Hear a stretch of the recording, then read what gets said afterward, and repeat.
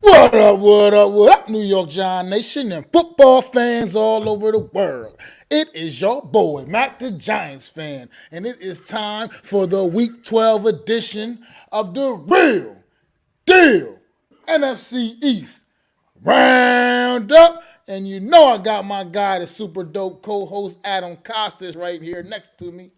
Let's go. Cash flow.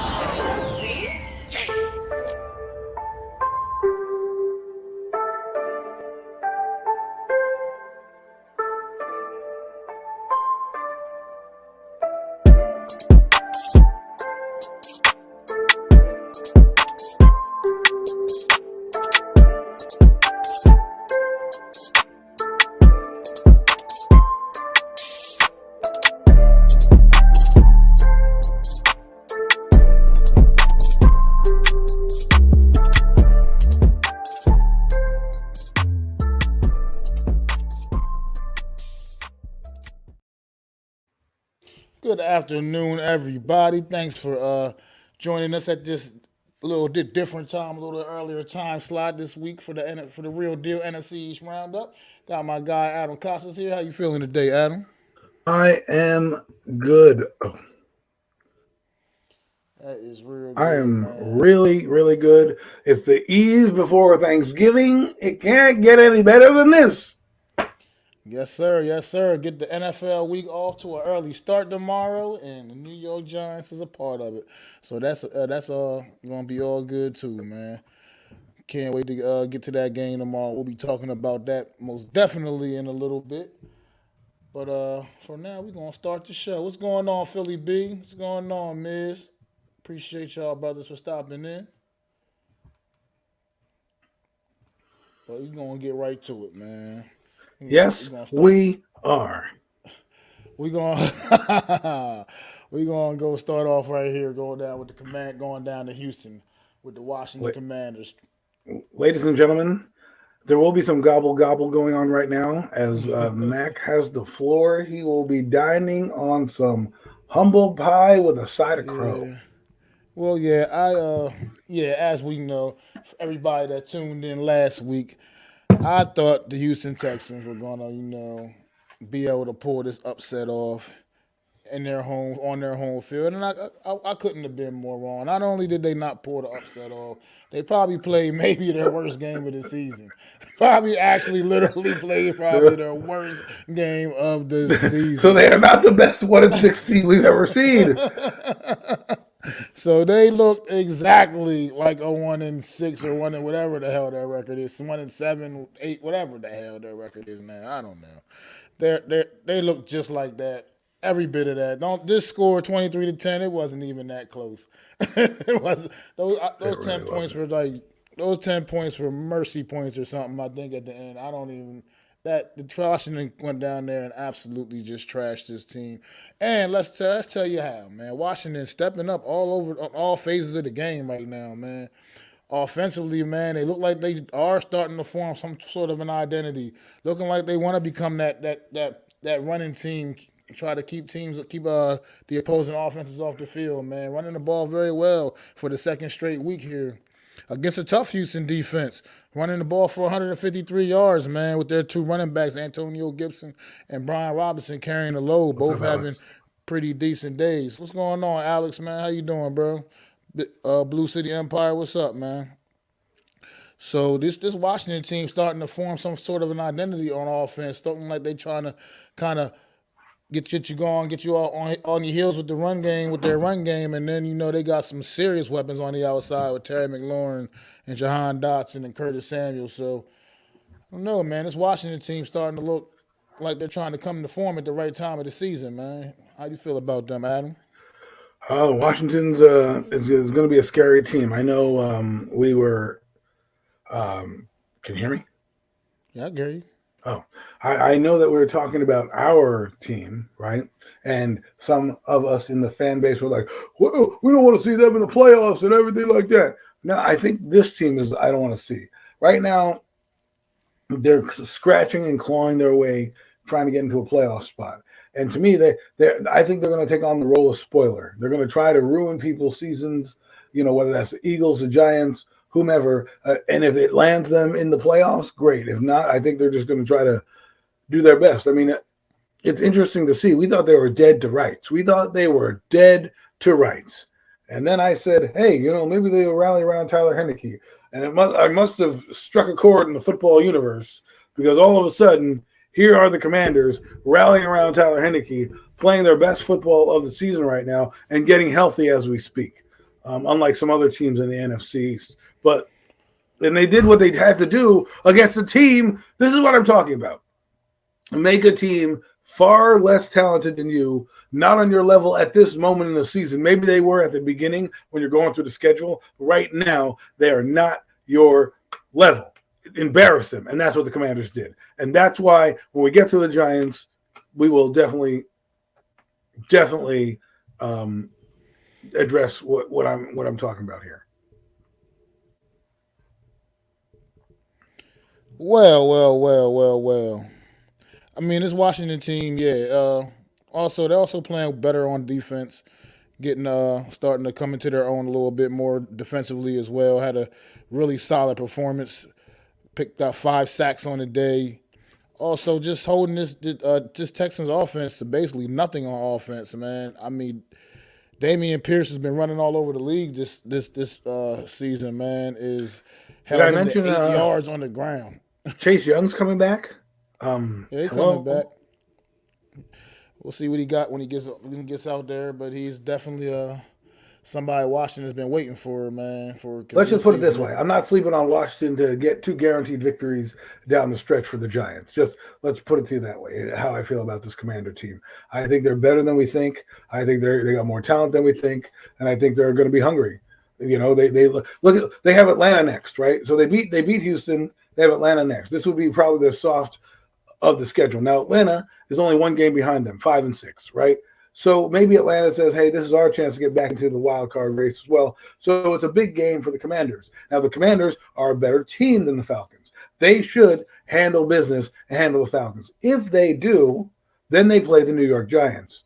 And again, that game could be a telling game on where those 2 teams go. I mean, it could be, but that's why they play the games. And before we get to all that, they got to still take care of business on the field at the end of the day. So we'll see. But they're taking care of business. I mean, they're the best. They're the hottest team right now in football. Right now, they're doing well. So I can't take it away from them. Like I said, they have turned around. They have turned it around. You are just wow.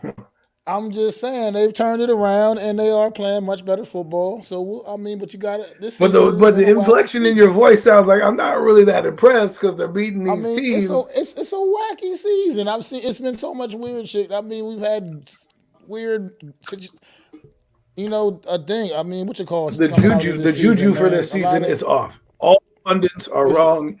Everybody forecasted everything. Every week there's always some kind of surprise game where somebody wins that you don't expect to, or some kind of crazy upset. It's been like that all season. I mean, look, we saw a Buffalo team lose to the Jets that was led by Zach Wilson, who's now benched. Like, I mean, let's put all this into perspective. Yeah, he's benched, brother. They not starting Zach Wilson on Sunday. Well, goodbye, Zach. This a lot of things, crazy things happen. I mean, look at the Chiefs team losing to the Colts at one point in this season. It's been a lot of crazy ongoings, man. So Cowboys lost to what looks like a pretty bad Green Bay Packers team a couple of weeks ago. So the way this season is going. Yeah, well, we'll get to that in a moment too. I got to see it, man. Got several things we got to address there. So we got to, this has just been some wacky stuff going on this season, man. So hopefully the Giants can get some of that mojo going for them tomorrow, but we'll get to that later. But anyway, yeah, like I said, this Washington team holding Damian Pierce, man, to 10 yards on the ground. Or 8 yards on the ground on 10 carries. So not even averaging a yard a carry, obviously. Right. I mean, but these games are like confidence builders. What they do is they're like, well, we're better than this team. Let's go. We're better than this team. Let's go. Like, I know people don't want to talk about moral victories, but they had a couple this season so far. They went toe-to-toe with the Minnesota Vikings. They had a comeback from behind win against against the Colts, who are giving everybody problems right now in the NFC East, right? So there are some things that are going on that I'm not just going to look down at them anymore and say, they're in the race right behind us. And, with some tough games coming up, who knows what the season will hold. I mean, yeah, so it's exciting getting down the stretch of the season like this, man. And it's Double-digit more fun. wins. It's even more fun in the NFC East right now, where every team is over 500 and every team is looking pretty solid for for what record wise at least record wise, pretty solid. Mac is on fire today, boy. Ladies and gentlemen, he has had no mad else. So I'm just we're saying, building up. It's the truth. All 4 teams got a winning record, so we going for right now. The NFC East down the stretches right now going to look like a fun division to keep track the rest of the way, man. Because it's a lot of excitement coming up, as we know. Fireworks about to go off in the NFC East. So fireworks about to go off in this show right now. But speaking of that, we can move on. I mean, unless you got some more thoughts on the Washington Commanders right now at the current moment. I mean, okay, you know what, Taylor Heineke. How about Taylor Heineke, man? The addition of that, like, how big has that been for the Washington Commanders? Because I feel like their season has absolutely changed since he's been inserted into the lineup. I think you hit the nail on the head right there. I think for whatever reason, it wasn't working out with Carson. I don't know why they didn't rally around him, but hey, what I guess happened is the guys know that he can play. And they're like, hey, listen, he knows the offense. It's not like they're running something new. He's been there a couple of years already. And it made it seem pretty good. So I think they're going to rally behind him, and he's going to put the ball where he needs to put it. He's not going to do anything cute. Maybe Carson got a little too cute. He's going to – there's Terry. I'm throwing it to Terry. What he is doing is involving playmakers. They're not always going to the guys, but like Curtis Samuel is now getting burned. Jahan Dotson is getting burned. Terry's actually looking like a legit number one. He's spreading the ball around more so than what Carson Wentz was doing. And if I'm Ron Rivera, I say, Carson, your finger is going to hurt a lot more right now because you're not playing anymore. Sorry. There's no way in the world I could put Carson Wentz back into the lineup. There's no way. BCAS, how you doing, man? Not the way they got these guys going right now, man. But yeah, we're gonna move on. Now we're gonna speed it up along and get to the Indianapolis Colts. Indianapolis Colts. Philadelphia Eagles on Sunday, and this game was a lot closer than anybody would have suspected. I tell you that. And yeah, Eagles, once again took a gut shot from the Colts, but was able to hold on and get the job done. What's going on, Jeff? B-Cast, thanks for stopping in, man. Good, bro. No complaints. Good. Well, happy Thanksgiving to you, B-Cast and NYG. Good to see you guys. B-Cast, a friend of mine, huge Eagle fan. I'm sure he's ready in his seat as we speak about the Eagles. Well, take it away, brother. You take the lead. Well, listen. First off, people need to maybe respect my name a little bit when I say some stuff because I said that the Eagles would not lose to the Colts. Someone laughed in my face. Ha ha ha! Blueprint. They have the blueprint on how to beat the Eagles. Da, da, da, da. And I said, this is a team you got to take care of business. And for a while there, the Eagles were having a little trouble. They were down, 7 in the first quarter. They kicked a field goal in the second. They kicked another field goal in the third. They kicked the field goal in the second, and they poured it on in the fourth quarter. That's what you want sometimes. Got to hang around. That's what they did. And so for me, this team can win ugly. They can win pretty. They can win whatever they want. The Eagles can win by any means. And this just goes to show a feisty Colts team who is giving everybody a run for their money, man. I mean, they lost to a point to the Commanders. They lost to a point by the Eagles, who, by the way, Jalen Hurts is playing out of his mind. Okay, he's playing out of his mind. He had 16 carries for 86 yards and a touchdown, which was the game-winning touchdown. And he also threw a touchdown, 18 of 25 for 190 yards. So he is doing everything he can and more for this team. And he's elevating them when they needed him most. Okay, they could have easily lost to the Colts. And they could have said like our fan base, oh, it doesn't matter. We're 8-2. No, they went out and they handled business. And that's what you got to do when a team is far less on your level. Find a way to win the game. Well, with that being said, yeah, they did. They came back. They did. They won the game. They held off the Colts, and they got the job done. And that's what a good football team absolutely does.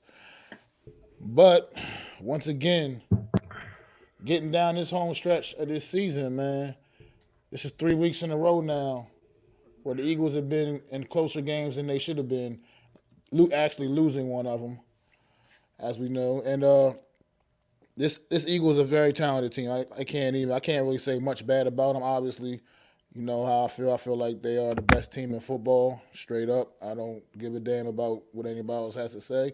I think they've proven to be the best team in the NFL, period. Don't want to hear any more about the Buffalo Bills. The Chiefs you can maybe try to throw in the mix there, but I think the Eagles are the best team in football. And mainly it's because of this offense. This offense is absolutely explosive, and it can do whatever it wants, basically whenever it wants. And it seems that the only real key to it is keeping it off the field. I mean, the Colts didn't have gaudy running numbers, but they didn't go away from it either, you know. So they still kept giving the Eagles a steady dose of it. And that's part of what kept this game close. Is once again, you just got to figure out a way to keep this Eagle offense off the field. Because once they're on the field, it's all systems go. And the only thing that can stop this Eagles offense, I feel like, is themselves.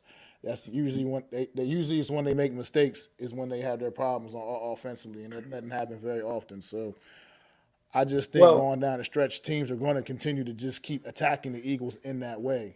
It's not going to always work. I'm not going to say it's going to work every week for teams, but that's how they need to buckle up and get used to that, because teams are going to start attacking them that way the rest of the way going forward. Again, we will touch on some points because you're making some of my points for me in another argument later on down the road.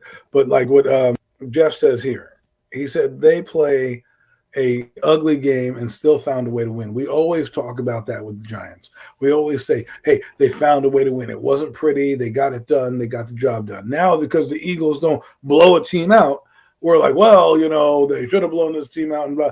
The Eagles have found a formula.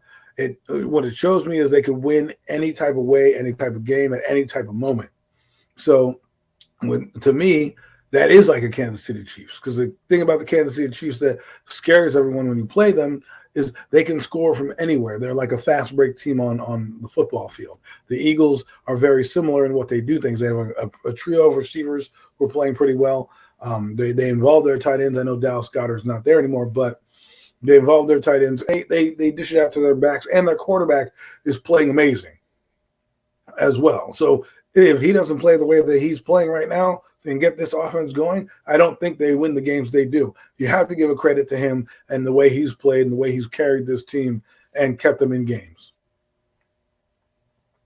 Oh, absolutely. No doubt about it. Like I said, I mean, I think the difference with people when they say all of a sudden, oh, the Eagles aren't blowing people out, so now it's like, but I think it's because that's the kind of standard they set for themselves already. That's what they were doing. And all of a sudden now it's like people are attacking them a different way and they're not able to do that. That's all. It doesn't matter. Like I always say, the win is the win, and that's all that matters. Is getting the W at the end of the day. There's no style points in the standings. You just get the W. It's about That's all they're going to mark down is the check next to the W or the L.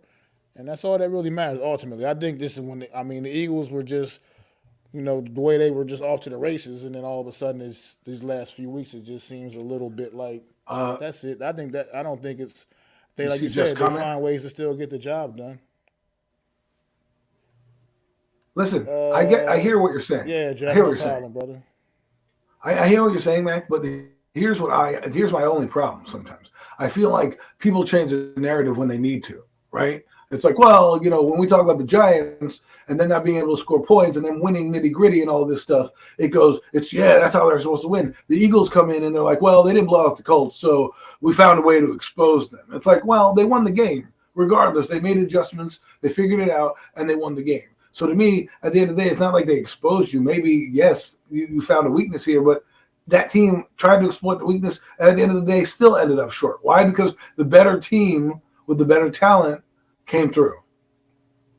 But that's what I'm saying. That's exactly what I was saying. They can still find a way to win. I'm just saying it does show a vulnerable side that they didn't show earlier in the season. That wasn't happening to them earlier in the season, and now teams have just that's the way they're going to get attacked, and they may come up on the short end. Like I feel like they got a tough matchup coming up in a couple weeks when they play the Tennessee Titans. That's one of those teams that's going to be a test to the Eagles the way teams if they get attacked in the same way with Derrick Henry, running that football down there in Tennessee. That will be a good test for them down the stretch. I'm just saying that's the things I'm talking about. The Eagles are good. I can acknowledge how good the Eagles team is. I'm just saying that's something we weren't seeing earlier in the year, and it's something the last few weeks we've been seeing, and teams like the Houston Texans and the Indianapolis Colts have been sticking around with them, and Washington Commanders actually did get the W on them. That's all I'm saying. Well, again, you're going to bring me to my point here. The Eagles as the best team in the NFL. I still acknowledge them as playing the best football in the league, and I feel like their offense is absolutely incredible out of this world, and they can score basically anytime they're on the field, and that's why they're getting attacked like this, like I said, because you want to that's the best way to defend them is keeping that damn offense off the field as much as possible. And the best way to defend us will be coming up very shortly, as I will use the same logic that Mac used on some of the things that I see in the chinks in our armor. Stay tuned. Oh, well, if that's the case, since we always tend to get a smidge long-winded, we might as well go there right now.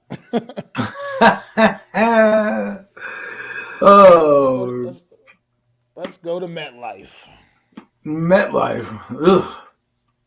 Where it was not pretty on Sunday for the New York Football Giants. The Detroit Lions came to town and just flat outplayed us the cheeks in every way possible, every phase of the game, offense, defense, special teams, outcoached, just flat out. It was just a horrible day for the New York Giants, and it may even have been their ugliest loss of the season. Not even just because of it's definitely their biggest loss as far as by a point differential, I believe, but it was just bad all around. Just a bad look. The New York Giants didn't come to play football that day. It was terrible. The Detroit Lions, a team coming in I believe they were 3-6. Yes. Coming into that game, yes. 3-6. 3-6, and we were sitting at 7-2, and it just. What was that record again? Never were ready. 7-2, huh? 7-2. That's all. I'm just saying. I'm pissed off at this game, and I some people are not as pissed off. They're like, "Oh, we're 7-3." No, I'm pissed off because I look at the Eagles, and they took care of business against a team that was 4-6. We come in and we go out flat against a team that is 3-6, and basically could have ended their season right then and there. And they outplayed us from jump in every facet of the game. Every facet of the game. Offensively, we couldn't do shit. We couldn't even run the football. We couldn't do nothing. Okay? Now, I'll get to the quarterback in a minute. Saquon Barkley had his worst game of the year, probably of his career so far. Probably of his career, yeah. I don't know. And this is the 32nd ranked defense we were going up against. It's not like we were going against the 86 Bears. We were going against the worst of the worst trash the league had to represent us. So what is it showing me? It's showing me the Giants need Saquon Barkley in order to win these games. And if teams have the personnel to stop them, they're going to sell out on the run. And that's what exposed me, because the passing game didn't do anything to help the running game. When you lose something, you need something else to help out, right? The running game wasn't working with the Eagles. Well, guess what? Quarterback took over, and he ran and threw the football. Okay, this quarterback, what did he do? He threw us out of the football game early in the game. Okay, first the Giants Lions go down and score 3-0. You're like, all right, defense may hold this. And by the way, somebody told me I was crazy. I said that the Lions will score 31 points. How many points did they score? That's right, 31 points. So respect the name. as I'm saying. Anywho, Lions go down and score. Giants come back, and I knew it was going to be a shitty day when Graham Gano, Mr. Automatic, hits the damn upright. I'm like, oh, great. This is not going to be good. Then the Lions punt the football back to the freaking Giants. Okay, so the Giants have the ball now. It's good to go. Right? Actually, no. Was it a 3-and-out? No, I think they went down the field and scored. Excuse me. They went back down the field and scored. So now they're up 10-6. The Giants get the ball. Okay? And Daniel Jones is staring at fucking Darius Slayton and doesn't see the man drop underneath. It's not like Aiden Hutchinson is, 5'2". He's 6'5". Threw it right at the guy. Big momentum switch. You know why? Because at that point, we're down 10-6. Now the Lions go down and score again. And now they're up 17-6. And at that point, I'm like, man, we cannot get down any lower than this. Because if we get down lower than this, we are screwed. Because it's going to be a tough game. Now, we're going downfield. We're trying to come back. I think we're down 24-6 at this point in the third quarter. And he throws his second pick. Now, it was on 4th and 8. I get it. But these 2 picks were egregious picks. They were terrible. They were the things that we worried that Daniel was doing, and he threw them. And they were inopportune. I don't care they didn't score. It was an opportunity that gave the Lions more time to take off the clock. Because once the Lions got up 2 scores, they kind of hit cruise control. And let me tell you something else. And we'll get into Brian Dable in a minute because I think Mac has some thoughts on the punt returner. But this offense didn't do any favors, and the quarterback didn't do any favors for his team. And that's all I have to say about that. Mac, what is your thoughts about Adoree? Well, about Adoree Jackson, hold on. Before I go into Adoree, I got to give my thoughts on the whole situation. Like I said, because this was a total team loss, and the coaches are not excused either. And like I said, Daniel Jones, those interceptions, I'm not giving him a pass on those interceptions. They were absolutely terrible. It's the timing of when they came. They were terrible. But riddle me this. This defense of the Detroit Lions, like I've already mentioned before, we're selling out. Absolutely selling out on Saquon Barkley. Daniel Jones could have ran that ball on the Detroit Lions all day long. Thank you, Authentic. You got to send some of those, you got to call some of those a little bit more and loosen up that defense on Saquon Barkley and make them start understanding that we better pay attention to Daniel Jones because if we keep selling out on Barkley, Jones is going to keep killing us with his legs. So why was none of that happening during this game? Why was none of that being adjusted to during this game? Because Daniel Jones did run the ball effectively in this game. He's about the only thing positive offensively at all, if you can look at it a little bit positive, was he ran the ball effectively when he did run. So why weren't the coaches adjusting to this? My eyes could see they were selling out on Barkley. It was all in. They weren't paying attention to nothing else. So we had opportunities that we didn't take advantage of, and that's from more of a coaching standpoint. Like I said, Daniel Jones, I'm not giving him a pass on the mistakes he made with the interception and such, by no means. But if he had a clean game, I would put this in a good column. But because those interceptions have been at crucial moments in the game when the Giants needed plays to be made, that's why they're so egregious. It's not like the one interception he had in the game where it was like at halftime and he threw it up and somebody picked it off because he was doing a Hail Mary. This was at critical moments in the game, and that's why I'm so hard on him. I mean, I understand that too, and I get it, but I just, like I said, this is when a total team loss from everything all the way down, man. It wasn't a good look for anybody. Like I said, the fact of the matter is the one person I can point out on offense that once again had an amazing game is our left tackle, Andrew Thomas. So that's about like the main thing I take away from this game. That seems to be the consistent thing on this team. That he's consistently doing this week in and week out, playing all pro level football week in and week out. And if we can't depend on anybody, we can at least depend on him to get the job done. And he's sick. So the only thing taking out Andrew Thomas is Andrew Thomas right now. I mean, I'm sure he'll play, but geez. But like you brought up Adoree Jackson. Now here's the thing, man. Here's my problem with this whole situation is I was, like I said, irritated last week when I saw him back there. It's just because I don't want to diminish the importance of your special teams units. But you know what, man? You can't just be throwing like your number one cornerback back there and have him returning punts. Because this is the shit that usually always happens, man. Deion Sanders did it.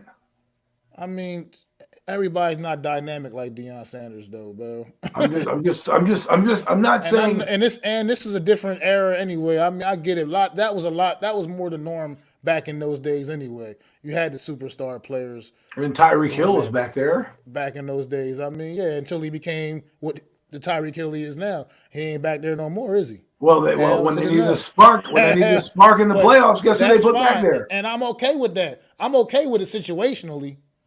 But we were basically planning just throwing Dory Jackson back there as the main punt returner. Well, you could have had him fair catch. That's all you could have done if you really wanted to. I mean, look, you can get anybody. You can get Richie James if just fair catch. Right, but obviously not because he's had some drop issues. So, I mean, look, I'm just not a fan. I'm not a fan of it. I'm not a fan of it. I wasn't a fan of it way back in the day when Jason Sehorn was back there and got and tore his ACL. I'm just not a fan of. Everybody knows, especially our team, the way our team is constructed right now. Dory Jackson is just too valuable to that defense and this to have is why, him back there returning punts on a regular basis, man. And it's just. Well, they had Darnay Holmes. I don't know why they put Darnay Holmes back there. I'm frustrated with the whole situation of it because the matter is he's possibly going to be out for basically the rest of the damn season for the most part. I mean, probably. Knowing the Giants' luck, probably. I wouldn't rush him back unless you're absolutely sure you're going to the playoffs. Because for all we know, see, he's the biggest injury that has come out this weekend, and that's why I'm so skeptical going forward, because when he left the game, the Lions did whatever they want. I mean, look, the Lions have made a blueprint on how to beat the Giants. It's called matchups, right? Jihad Ward can't cover a wet paper bag. You know what I'm saying? Excuse me. He was on a receiver named Kennedy. I don't know who the heck that guy is, and probably none of you do either. And this guy gets onto Jihad Ward and runs right by him, and Jared Goff throws right to him. So what I'm worried about is teams. And then when Rodarius Williams came in, it was just an absolute nightmare. But that's what I'm worried about. Is teams like the Cowboys, the teams like the Commanders, teams like the Eagles, teams like the Vikings all have good receiving cores and decent offensive lines where if this team – because this team doesn't get a pass rush. This team does not get a pass rush. The point of what I'm saying about how valuable Adoree Jackson is to this defense.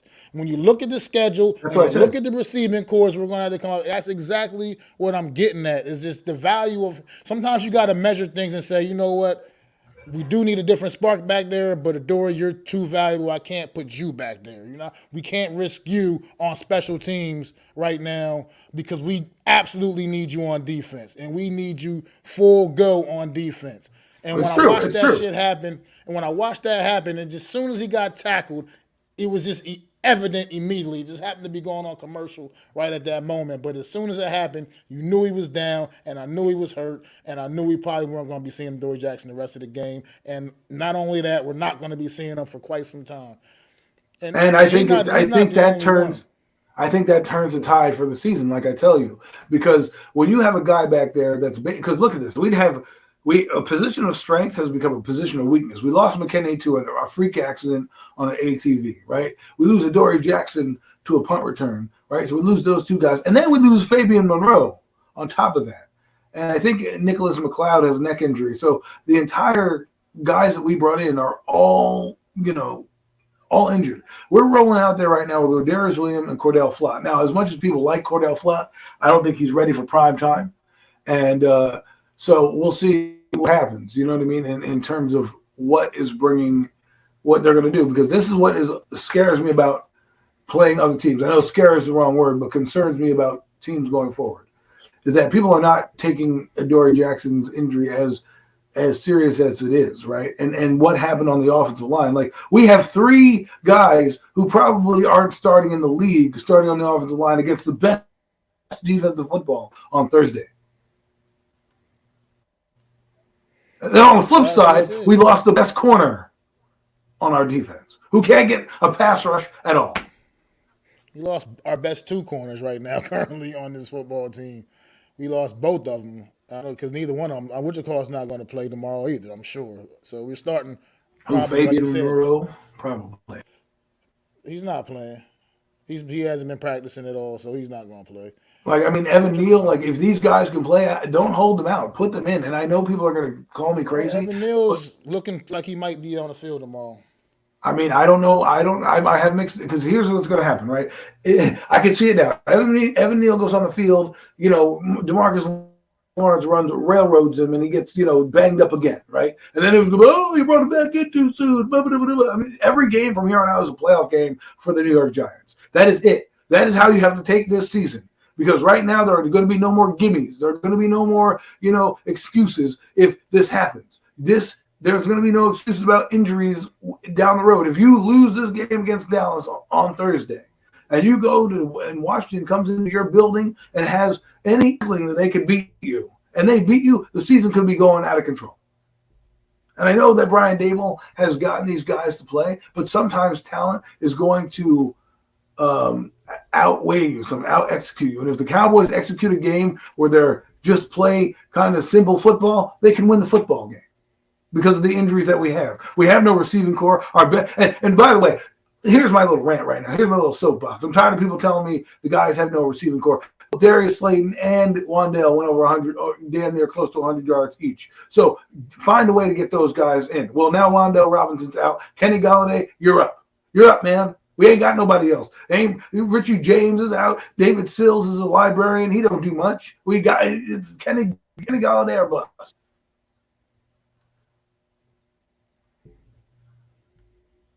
Devery Hamilton. Yeah, I was trying to read that too. Well, we'll see, man. Like I said, that's not exactly looking very promising, but that's not looking very promising right there. It doesn't give you a lot to feel good about. But these injuries are going to be like, they're not short-term injuries. But that's why they play the game. Well, yeah. So we got to deal with the injuries. We got to figure a way to overcome. Hopefully we can. Like, I can see them having a get-up game against Washington. But I don't think Washington's just going to say, hey, Giants, here we are. We're going to lie down for you, because they're going to look at it like, hey, this could be our chance at the wild card. There are 3 teams right now in the wild card hunt, right? Well, more than 3. But let's put the 49ers right now. Well, actually, no. Seattle, the Giants, and the Commanders are all fighting for maybe one spot, 1 or 2 spots, if that. Because I think it's going to go Philadelphia right now. It's going to go, I will say San Francisco, Tampa Bay, and right now the Eagles, right? So those are the 4 teams, or no, Minnesota, excuse me, I already said the Eagles. Those are the 4 teams that are already a lock to go, right? Then the Cowboys are wild card number 1, right? That leaves, Seattle, who beat us right now, wild card number 2. And then it leaves the Giants and Redskins fighting for the last spot. Well, let's not put Seattle over us until they are over us, brother. Okay, and right now they're not over us. They are over us. They beat us in the right now. Our record is outright better than theirs. Until they have a better record than us or have the same record as us, then they will be over us. Okay. I'm sorry. We gotta give us something, bro. You gotta give us something. You can't just take it all away. Just like it's. I didn't take it all away. All I was saying is that they're fighting. They're fighting for. They're going to be fighting for a playoff spot, especially if they lose this game on Thursday, and that's fact. Every game right now is a playoff game. You cannot have any slip ups. Like, you slipped up against Detroit, everyone's like, "Oh, we're still 7-3." You should be going into this game 8-2 right now. No excuse. You absolutely should be. You absolutely should be. But like I said, and the way they played makes me angry. Sunday. The way they played makes me angry. And it was compounded by a bunch of injuries to make it even that much worse. The injuries I'm not gonna chalk the injuries up to the reason we lost. We came out from the door playing playing shitty, for less of a better word right now. And I don't know where the adjustments are going to be made, because we lost personnel on both sides of the football. So I don't know right now. The Commanders game is probably the game you're going to have to see those adjustments being made, because on this short week, you don't have much to do. You have to kind of tread water, hope you don't get the doors blown off, okay? and hang in the game and hope the Cowboys are just so overconfident that they play so sloppy that they keep you in the game. Otherwise, you really are looking at that Washington game if they beat Atlanta as a game that could ultimately because right after you play Washington, you play Philadelphia, and then you play Washington again. This four-game stretch is the season. I don't care what anybody says. Is it? If you do not at bare minimum 2-2, you're going to be scratching and clawing the rest of the way. What are you trying to communicate, Miz? He's saying he wants to come in. Wasn't really trying to do. I mean, he was gonna bring Jeff on a little bit later as a one guest, man. He wasn't really trying to do all that. Yeah. Well, when we move on to the Cowboys game in a little bit, he wants to come in. But anyways, I'm off my soapbox. I mean, he's talking about Kenny Galladay. Trying to feed Galladay. He didn't just forget how to play. We don't use him. We don't use him correctly. I agree with Miz here. I think Miz is on something with this, right? When he was in Detroit, they didn't use him on slant routes. They used him on 7 routes, go routes, 9 routes, 8 post routes, the deep digs. That's what they use him on. Jump balls, mostly 50-50 balls. And this is another thing that I'm talking about. You want to get 2 things I want to talk about offensively that shouldn't need to happen going forward, and I don't care if interceptions happen, because they're going to happen anyway. Throw the ball to Galladay downfield, see if he can pluck one out of the air for you, or get a PI or something, right? And the other thing is use Barkley as a wide receiver. If you're losing receivers, put your best player, who he is, out on the damn field in other areas and take advantage of things. I got a feeling we're going to see some of that tomorrow, just because we don't have much of a choice at this point now. Numbers are limited, very, very, very thin at receiver. And only really got a couple of competent ones, that I could honestly say would be on other NFL rosters if they weren't on the New York Giants. So, but that's what I'm saying, Mac. This is why I'm saying it's going to be a tough road ahead, because it didn't take much for the Detroit Lions to make the Giants one-dimensional and play right into their hands. And we have better defenses coming up that are going to not have to stack the box if we don't have the offensive line to run block correctly. And if Daniel can't figure out how to overcome some of this, right, we're going to be in for a dogfight every game. Well, that's going to be the case. Oh, first of all, real quick, thank you, Steadfast. Really appreciate it from Australia, man. It's already the next day over there, brother. I really appreciate it. Really Thank appreciate you. it. Thanks a lot, man. But that's what I mean. Like, it's always going to be. We'll get into the Cowboys in a minute. Because, like I said, even if we didn't have the injuries we have, even if, let's say, perfect world, we had our whole regular 56, whatever, 53, however many people on the team. Say we had all these guys healthy. Perfect world. Our roster still is not that impressive. Right. On paper. So and that's a perfect world if we had everybody healthy. So we're gonna be in dog fights regardless. You took a shitty roster and made it shittier for the next 4 weeks, which is probably the most important 4 weeks of the Giants season. I want to see is the fight, because that's what's been keeping them over the edge anyway. Regardless, is the fight. So they just got to make sure they still keep that and keep keep it going. That's the point. Yeah, there was none this week, so they got to get that back and get that attitude back and go out there with that. Just play loose, man. Play free.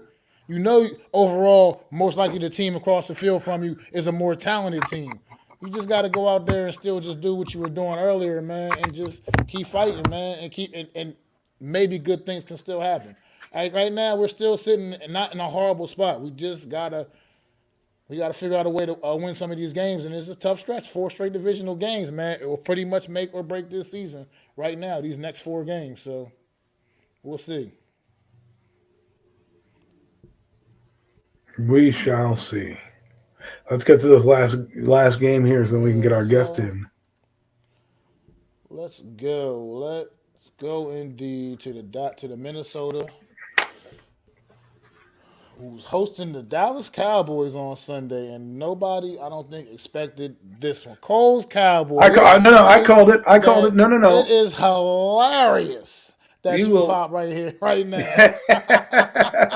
with the googly eyes. And listen. He had it on. He was waiting, lurking in the background. But no, I called it. I did call it last week. I rewatched the show, folks, so I knew because Max said he was going to be eating a lot of crow, and this is another one where he's eating some crow. I was the only one in 2 different streams to say, "Hey, listen, the Cowboys. I got a gut feeling they're going to win this game." What are you talking about? Blah, blah, blah. Someone even said the Cowboys went from Green Bay to Minnesota. They're not going to be able to, handle that travel. And I'm like, okay, like, what are we, 5? Like, come on, not going to be able to handle the travel? They go in there and what did they do?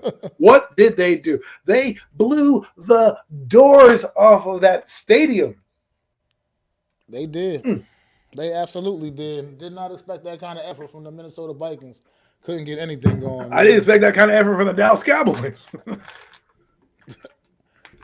Like, I thought they were good, but they took one of the best teams in football and made them their bitch.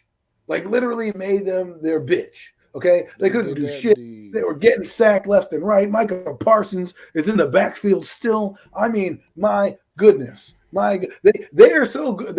And here's the thing about the Cowboys, which I thought was funny, because a lot of people were like, the Cowboys, did they have a trap game? Like, no, they played the freaking Green Bay Packers. They're coming off a bye week.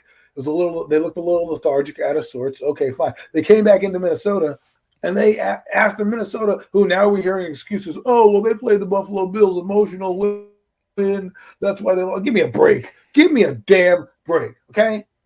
I'm tired of making excuses for getting your asses kicked. That's what they got. This is the ass whooping of the year in football.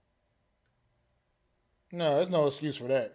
You lose 40-3. There's no excuse for that. That's not because you played Buffalo the week before. I don't want. That's ridiculous. If people saying that is just absolutely crazy. But Dak Prescott, we had a Cooper Rush appearance in this game again too. By the way, saw Cooper Rush again for the first time in a few weeks. But that's because the doors were blown off. They were like, let's take him out of the game. But Dak Prescott was nearly flawless in this one, man. 22 of 25. 2 touchdowns on the day, man. Lighting up for 276 yards. So looking like Dak Prescott's getting back comfortable again, back in his offense. And once again, Tony Pollard. What did I say about him? Looking like a superstar, man. 15 carries for 80 yards on the day, man. Well, that's not even the big play. The big play. And he had 6 catches and he also added 6 catches for 109 yards. And 2 touchdowns. Dynamic as well. Dynamic. He has single-handedly changed the complexion of the Cowboys offense because he's in there. Now Zeke is still a good back, still functional, still can do some things for you, can break away one every once in a while. He's got that, think about it. Natron Means, even in the older days, broke some long runs as a power back. Ezekiel will have a role in this league. Tony Pollard has changed their offense. He has made it where now they can score from anywhere. And they didn't have that really at the beginning of the year. Even though Pollard was there, he wasn't the featured guy. Now that he's the featured guy, home run central. He changed defense because now the defense can't just single up Dak, right? Especially he's got going. So this is what the Giants need to do. They need to look at what the Cowboys did and try to emulate that with Saquon Barkley, because if they do that, they might be able to open up the running lanes for their team. They're going to have to open up something because this Dallas Cowboys team can definitely score points as well. And it's NFC East matchup, so I still expect it to be a tough grinded out game. But the Giants is going to have their backs against the wall when they see the Cowboys tomorrow. But for right now, this Minnesota team, though, you think they get back on track? You think this is one of those losses that might send them spiraling a little bit down the stretch here? Well, Minnesota has a history of kind of stumbling. We'll see. I mean, I don't think it derails them too much, but it could be one of those things that was a wake-up call. Let's hope it was a wake-up call, because if they play like that, they're not going to do anything. They're not going to represent, right? And they made it to 8-2. They played a good Buffalo team. They beat that team. They came in and they got absolutely outmatched, outcoached, outplayed by the Dallas Cowboys in every facet of the game. And let's hope. I don't know who Minnesota plays next. I don't have their schedule right up in front of me, Mac. If you do, let me know. But I can see who they play. We'll see. We'll see, man. I mean, this is big. I want to see how their offense bounces back because remember we were Play the talking about Patriots. on Sunday night Thanksgiving. I think they're going to win that game, but it's going to be tough. I mean, the Patriots can't score, so I mean, right now they score 3 points. They're in the game, so we'll see what happens. Don't let that guy return a kick on you. Yeah, thanks, Authentic. We just saw that prime time game tomorrow night. After you eat your turkey, you get to enjoy the Vikings against the Patriots. Oh my Patriots god! coming After off I'm of choking on big my dramatic. turkey.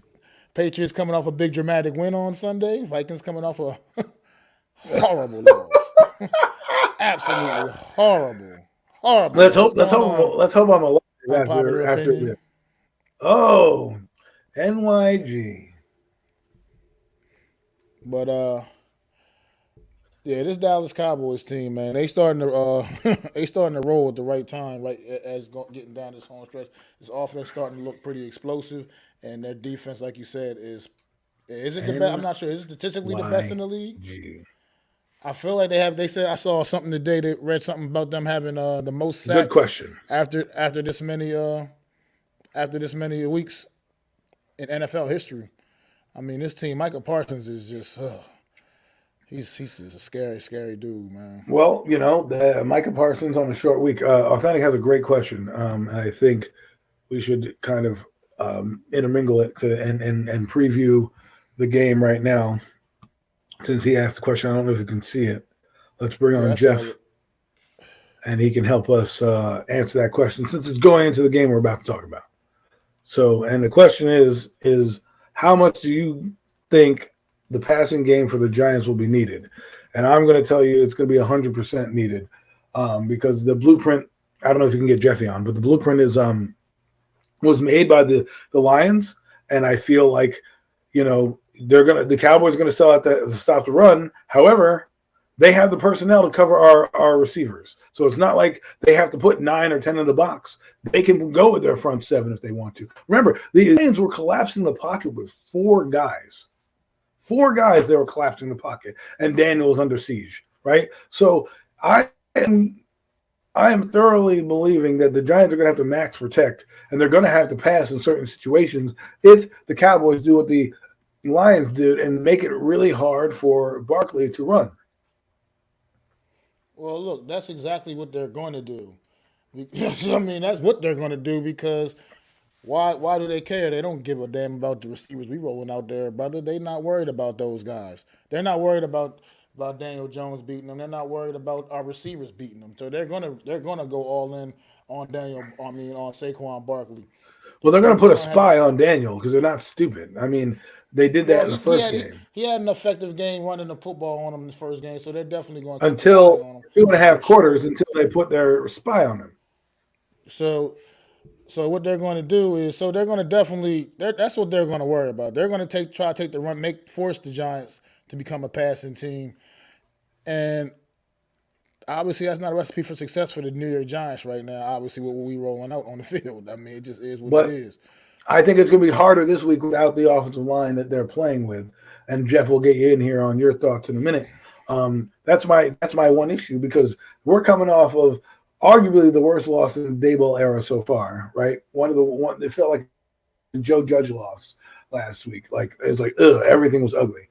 And this week we have a team, and we're coming in limping on a short week. And some people are like, yeah, great, we have a short week. No, I don't want a short week because usually these games you get dismantled, and on Thursday nights it's been tough for the away team. And now you're telling me we're going to be banged up going in there against this hungry, by the way, hungry Dallas team. They're going to try to humble us on Thanksgiving. I'm sorry to say that. They're going to try to do it. Jeff, I mean, they are, but I was going the Packers.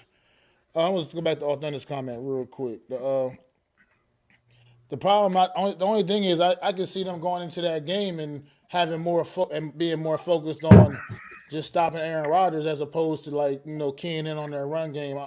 I feel like coming into this game against the Giants, their main agenda defensively is stop 26. Don't let 26 get going. Key in on 26. I mean, I just feel like that's pretty. It's just a difference in mindset going into the game. I'm not trying to knock what the Packers were able to accomplish against the Cowboys on the ground. but I just feel like the They still gave Cowboys. up 28 points. I mean, it's not like Yeah, they dominated the Cowboys. I mean, they had the win in overtime. So what the question should be asked is, how are we going to stop their offense with banged up secondary? I mean, that's just going to happen. We're going to have to see what happens with that. That's like rolling the dice right now at this point. I feel like because we don't know what they expect from these two young guys that's going to be out there playing corner for us, man. But Jeff, Gentlemen, I want to say thank you for allowing me on the best show on YouTube, the Real Deal NFC East Roundup. It's an honor to be here with both you guys, and I want to wish both of you and the entire chat a very, very happy Thanksgiving tomorrow, and hope everybody's enjoying their day. thank you. Oh boy, in terms of tomorrow, oh boy, this could be a rough one. Just saying, that injury report alone has to make your eyes curl and just make you scared and just want to lock the door and not come out after what you saw on that injury report. And thankfully, Andrew Thomas is going to be out there, at least at left tackle. But the one thing that actually worries me the most going into this game against the Cowboys, we can't stop the run. We cannot stop the run. And it was evident as day against the Lions, where we gave up 162 yards to Jamal Williams and DeAndre Swift and that Jackson kid. Imagine what Tony Pollard and Ezekiel Elliott are thinking right now going against our run defense that just for some reason, since week 3 when Leonard Williams, or was it week 2 or week 3 when Leonard Williams went down with that knee injury, our run defense has not been the same. And we've been giving up these big chunk plays right up the middle. And you have to wonder if Williams and Lawrence are both banged up or just because they're exhausted from the amount of snaps they've had to take in the interior of that defensive line because we really have no depth. So that has to be a big play too, because if we can't stop the run, it's just going to make it a lot easier for Dallas to be able to try to beat us with some of those quick passes over the middle or even towards the outside. And remember, now we're playing against a Dallas team that didn't have Michael Gallup or Dalton Schultz in that first game, and both those guys are going to be present, especially against our banged-up secondary, where we might not even have Dane Belton or Jason Pinnock in this game either. Both of them are questionable, so we might not Austin have two of our Colitro's gone safeties. too, so our middle linebackers are depleted. Exactly. Yes, we can. It's pretty bad. I'm actually seeing who's actually going to play tomorrow. That's how bad it is. I'm scared of that offensive line on who's going to be playing right tackle. Nick Gates. As much as we all love Nick Gates, I don't know if I can trust the dude. He's got to play center. Tyree Phillips or Matt Peart is our right tackle, and Jack Anderson is our left guard. That's our offensive line going to the game. And Glowinski, he's not been good at right guard. He's been average at best. So, and especially going against Parsons and Lawrence and that pass rush that had 7 sacks against that healthy Vikings offensive line. They were harassing Cousins that whole game yesterday. My confidence is not that high. Feels like yesterday. Yeah, and we already don't have Evan Neal, and I don't even know if Tyree Phillips is going to play too. But oh my God, Jeff. The thing we have to do is, I think that what you guys are saying is absolutely right. Well, Adam and Mac, they're going to key on stopping Barkley. They're going to do the same game plan that the Lions, that the Ravens, that the Seattle Seahawks did. They're going to bottle it up and stop Barkley. And what they're going to do is, now with Wan'Dale Robinson going down for the season, they're probably going to try to double up and take Slayton out of the game too. Because Slayton's been the only wide receiver that's done anything on the outside. And they're going to tell Daniel Jones, be like, you know what? We're not letting 26 and 86 beat us. You make Isaiah Hodgins, broken down bum-ass Kenny Galladay, your tight ends that right now they can't do anything on the football field. We're making those guys beat you right now. You have to beat us on that football field, and we're not letting your 2 best offensive players go out there and make any plays. But one thing they should do is try to run some more bootleg runs with Daniel Jones, try to bounce him to the outside a little bit, because there were a couple of times in that game against the Lions where there was wide open field and they decided to run the football right into the teeth of the defense with Barkley instead of bouncing it on the outside with Jones so he could pick up some first downs. And one guy I hope they use more is Matt Breida. Breida is starting to become a factor in this offense a little bit, whether it's receiving or even using his speed, being able to bounce off to the outside or even running it up the ball up the middle, because Barkley's clearly not 100%. And Breida gives you that speed factor in the receiving and the running game. Use him a little bit more in the offense, especially you're down so much in the wide receivers right now. So use Breida's offense more and try to get some quick passes out to negate that Dallas Cowboys pass rush, and Golladay has got to be a factor. Miz has said it. You guys have said it. The chat said it. Golladay has to do something now. We have no choice. Robinson going down and James being banged up. We have no choice. We have to get something out of Kenny Golladay, whatever it is, because Slayton is not going to be able to do it, and the same thing with Barkley. We have to get Golladay somehow involved in this game, and he has to get targeted often. I actually agree with what Miz said.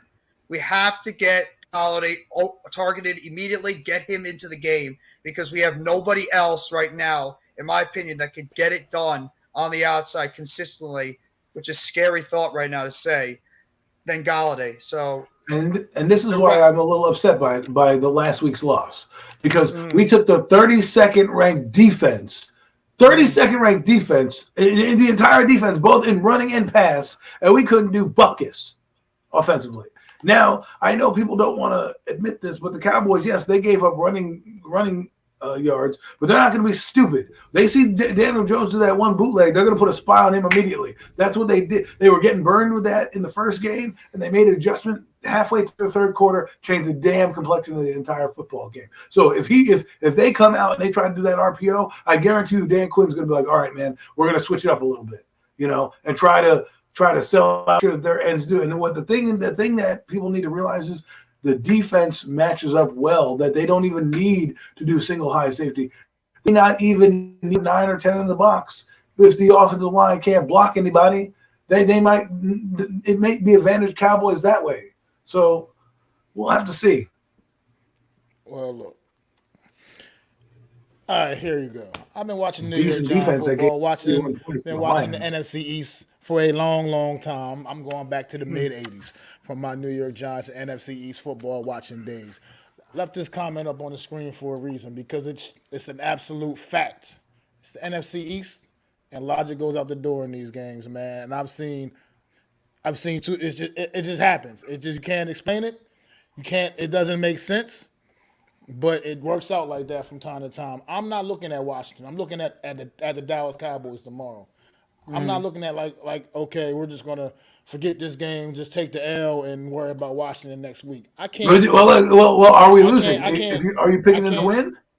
I'm not saying that. I'm just saying that that's not the way I'm looking at it. That's not the mentality I can go into this week with, because they play the game for a reason. They play the game for a reason. It's not anything can happen. We can go out there and, like I said, we were talking on the phone yesterday. Like I said, we can turn around on our first offensive play, hand the ball to Saquon Barkley, and 75 yards later he could be in the damn end zone. It can happen. Our only points of the game. It can happen. It could be, but it also could get the Cowboys on their heels immediately and just be the road to a good game for us. Things like that happen in the NFL. It can happen. It can happen. I'm not going to worry about saying, okay, we had a bad performance against Detroit. We got half the damn team got injured, and now we're just going to get blown out on Thursday by the Cowboys and worry about and we should just be worrying about Washington. Well, how come the narrative becomes different? How come the narrative becomes different, right? So everybody prior to this game told me we're a team to be reckoned with. The Giants don't want to be seen in the playoffs. We're going to the Super Bowl. We're going to destroy the Lions all week long leading up to that game. Now they lose to the Lions, and it's like, well, we're still 7-3 and blah, blah, blah. There were some gaping issues in the game on Sunday that's what makes me concerned. That's all. It's not necessarily saying I want to lie down and have the Cowboys lose to us, but the Cowboys came in, and all I heard all week from some people in this chat as well, that the Cowboys are getting their asses kicked when they go to Minnesota. There's no chance they're going to win that football game. And then they were going to be 0-2 coming in and play this game on Thursday night. Now they go out and beat the brakes off probably the second best team in the conference and do it in a way where they have better personnel than we do. They have Dalvin Cook, who's equally as good, if not just as good as Barkley. They have two receivers who are or leading the league or in the lead in their categories altogether, and they have a decent offensive line, and their quarterback plays better. And they went in there and actually shut that team down and shut them up. We have far less than they do, and you expect me to believe that we're going to just blow it up? I understand we got far less than they do. That's not. This is right. This is what goes back to my point as well. This comment right here. Things can happen. Will they? Not likely. Probably not at all. But there's a chance. And until the Cowboys slam that door on us, we gonna see what happens, because that's why they play the game. That's exactly why they play the game each and every week. It ain't never over until it's over. And weird, crazy things happen. Bad teams beat good teams. It happens. That's the nature of the NFL.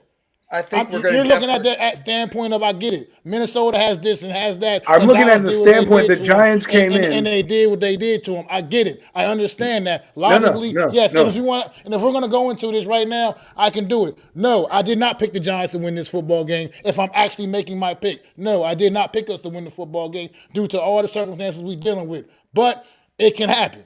Yes, I'm also not counting out that the fact that it can happen. We can get the W because things happen. Momentum changes for various reasons in football games. All kinds of things just shift. It can happen. We went from being a team in this fan base to 7-2, basically punching our ticket to the playoffs. People don't want to playoffs, all this stuff, to having nobody. And we saw the performance, right?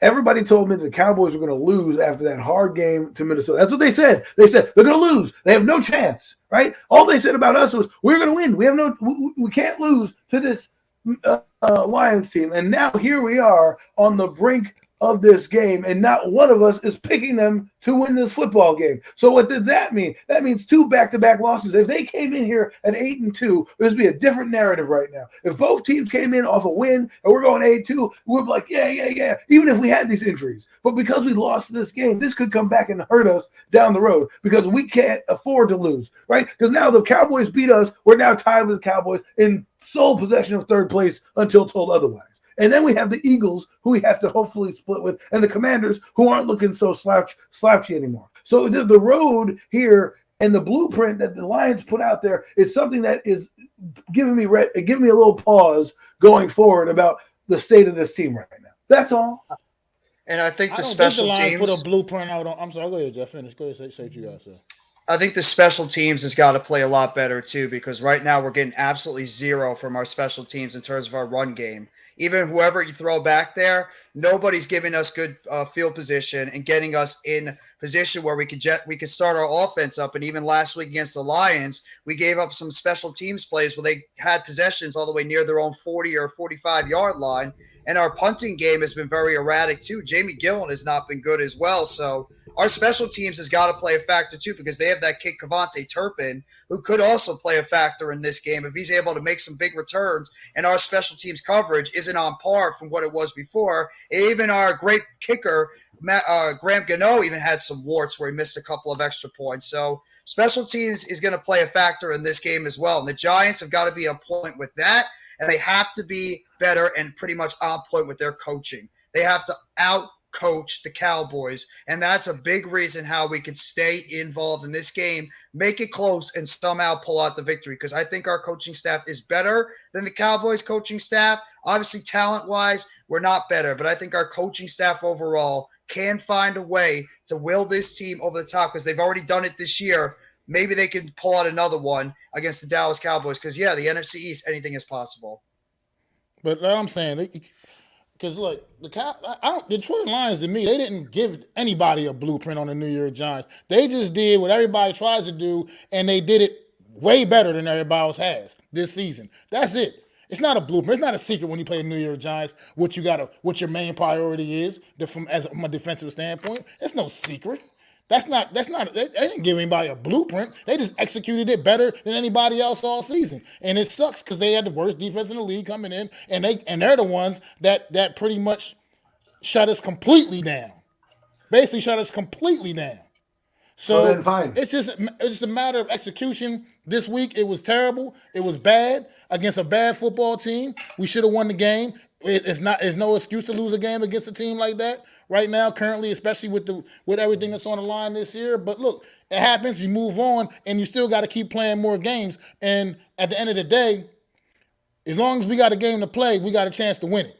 Straight up. As long as there's a game to be played, we got a chance to win it, no matter what. And until that team beats us, then we still got a chance. They got to still get the job done. Like I said, things happen, and we right now we got to rely on some of that. That's the kind of energy we need to rely on. We got to get back to playing with that heart we was playing with all season, because we've been undermanned all season regardless, and we were still getting the job done. So we got to just go back to that mentality and get it done. We can't go out there like we did against the Lions on Sunday, or we will beat nobody else. Obviously.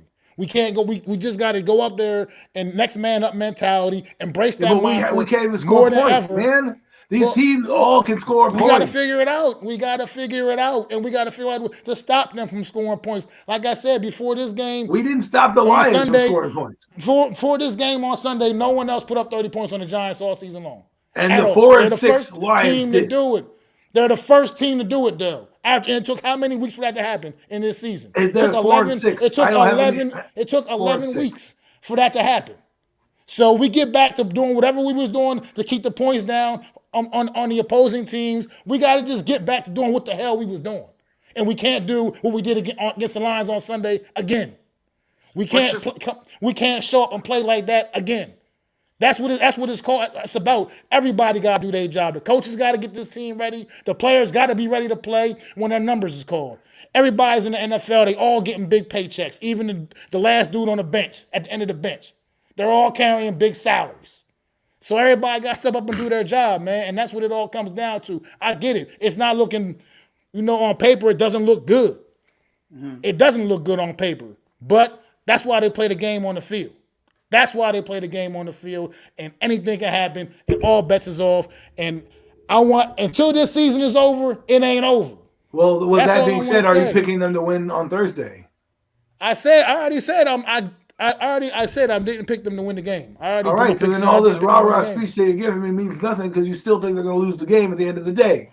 No, well, that's just me making my pick, though, as being like, as real about the situation. But at the same time, as from a fan standpoint, I'm not ready to be like, just get ready for Washington and rest everybody. No, you got a game tomorrow night. Yeah. And you get ready for that game.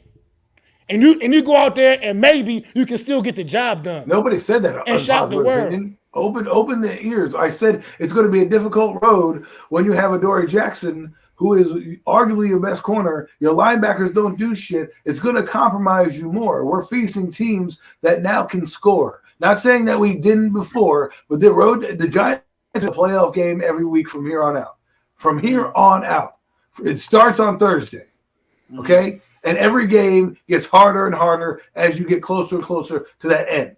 And all I'm saying is, with Adoree Jackson being out, we don't have the same horses out there anymore to defend them. And the offensive line is going to be a tough road to hoe going forward. I'm just pointing out. Whether or not they come out and play, that's on them. I'm just looking at it from a state. This is the first time in this season we've been this compromised because of injuries. Yes, we've lost a guy here. We lost a guy here. We've lost a few guys on the offensive line, and we lost the entire secondary. Okay? So it's going to be hard these next few weeks to do that. I hope they play well, and I hope that they can come out, but Wink Martindale may be less aggressive because of that. So maybe that changes the game plan up. Who knows? We'll have to find out. What is for you guys, like Adam and Mac, and for everybody in the chat? I heard you guys are valid on both your sides of your points. Anything can happen, and Adam, right now, you're right that the Giants right now are facing a very, very steep uphill climb, but what is your guys' game plan, offensively, defensively, and special teams-wise, that you would hope the Giants go into this game with the limited amount of players they have to find a way to pull out this victory against the Dallas Cowboys? What would you guys do if you were coaching this team on offense, defense, and special teams to find a way to pull out a victory?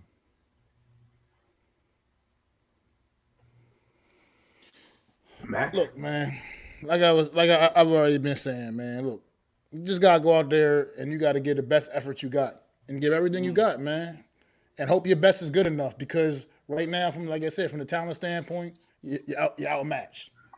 I mean, you just are. It is what it is. I don't know. A coach ain't going to tell the players that, obviously, but we all know it's the facts. From a talent standpoint, we're outmatched on paper. So the best you can do is go out there and do the best you can. Don't lay down. I'm also looking at the factors. Definitely don't lay down. You just go out there and give it your best shot, man, and see what happens, man. And you roll them dice, and maybe good things will happen. I mean, the Giants can barely score 28 points in a game. The Cowboys can score 28 points in a blink of an eye. You know what I'm saying?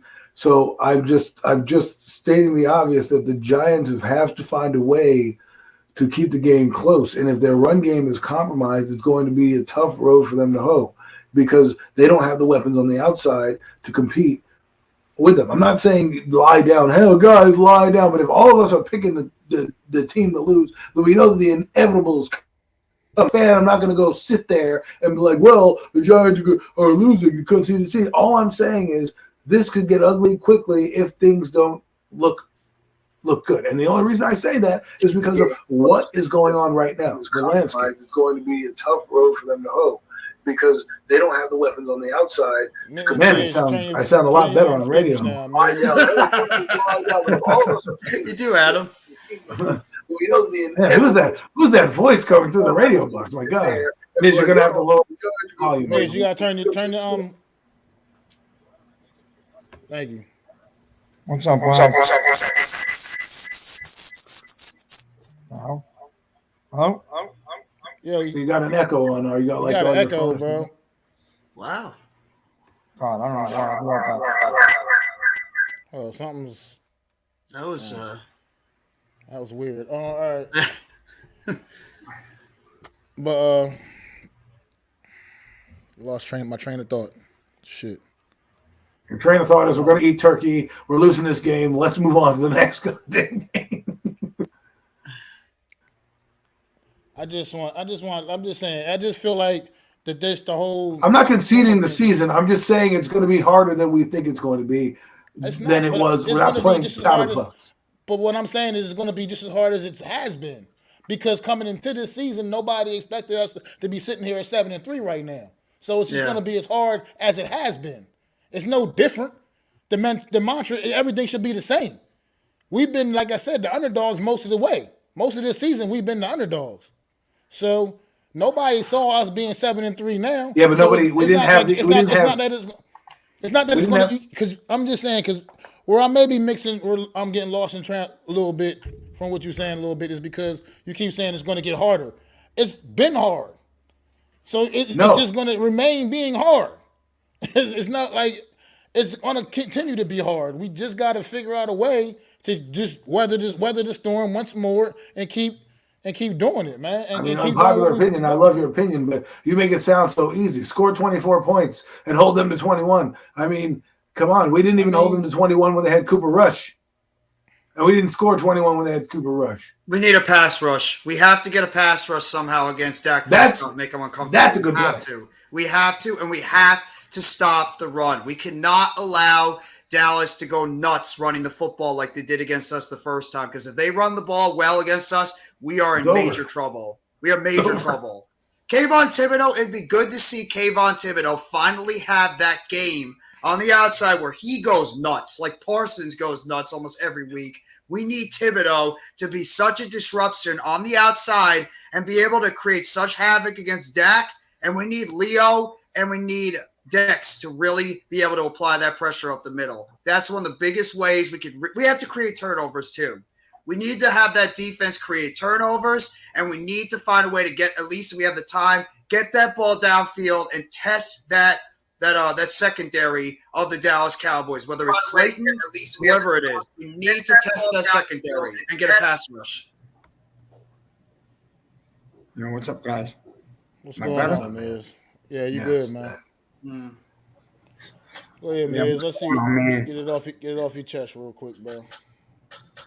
You know what my take is? I already spoke to Adam, and I put my video out last night. It's not changing my mind. I know where you're coming from, Mac, and Unpopular and other guys, but I can't sugarcoat it. I can't put chocolate on it. I'm sorry.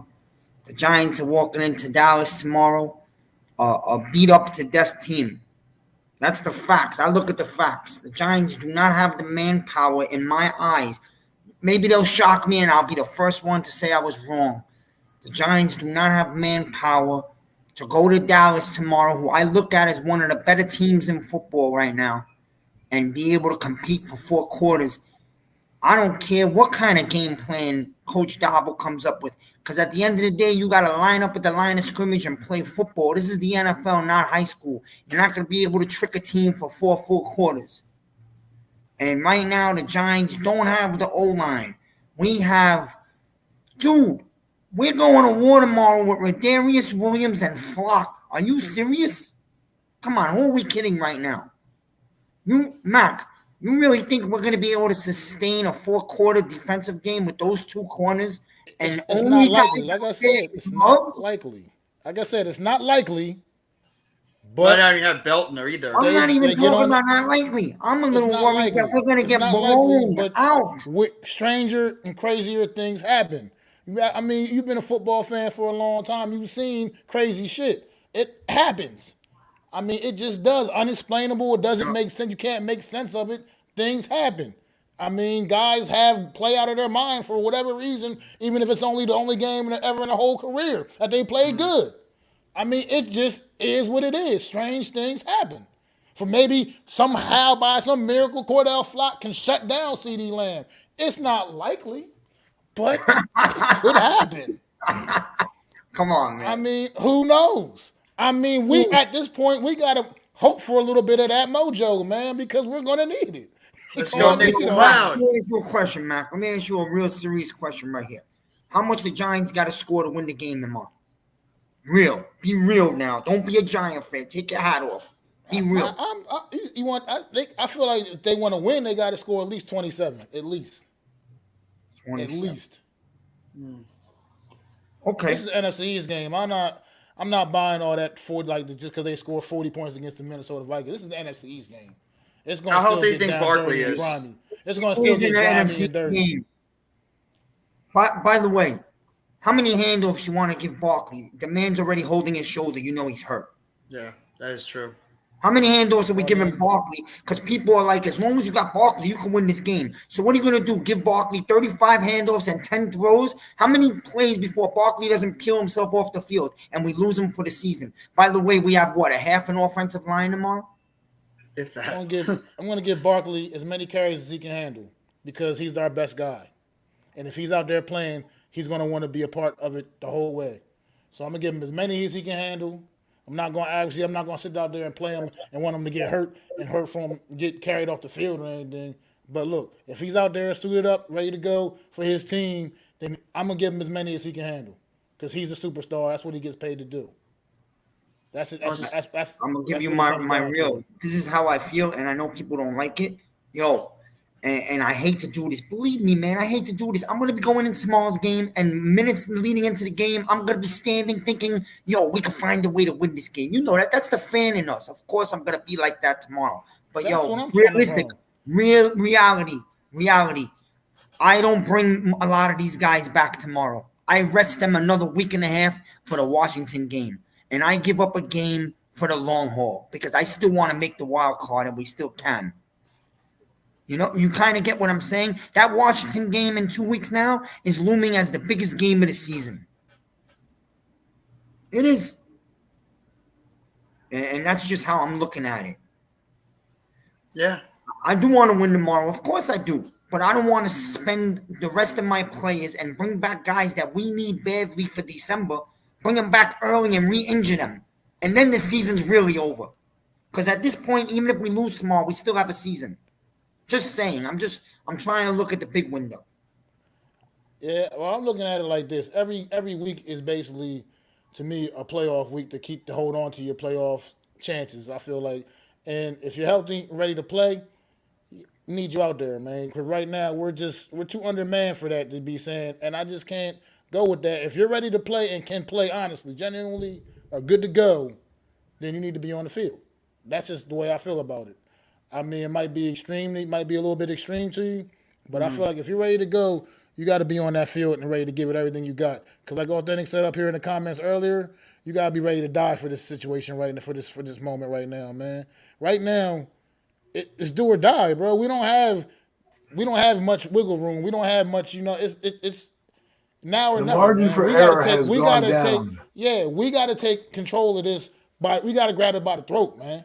And we Yeah. gotta take full control of this right now. We can't be. If we got a chance to go out there and put the best guys we got out there to play, we got to do that, man. We can't say rest them up for this week to get them ready for another game for the next game. That could start I a just can't. landslide on the season. I just can't. You just can't. I just can't go in with a mentality like that as a competitor, man. You got to give it the best you got, no matter whatever the best is, man. You got to go out there with that mentality and make it your best. Give it your best effort to try to get the job done.